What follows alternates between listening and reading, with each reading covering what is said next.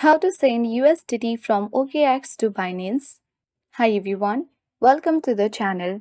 This is Rose and I'm here to guide you on how to send USDT from OKX to Binance.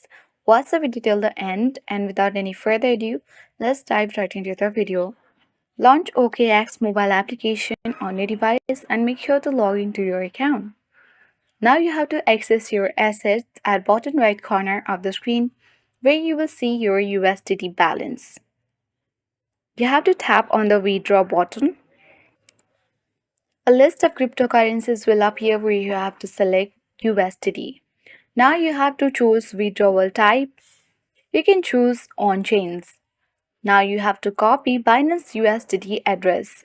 For that, open Binance app and select USDT and copy your USDT deposit address and paste it to US, or you have to paste the address in OKX. Now select the withdrawal network. Choose the same withdrawal network that you selected in your Binance app. Enter the amount of USDT you want to send and you can tap on max to withdraw your entire balance. The app will display any applicable fees. Finally, tap submit button. After a short wait, you will see your USDT credited to your Binance account. That's it. If you found this video helpful, please like and subscribe. Thank you for watching. See you in the next video.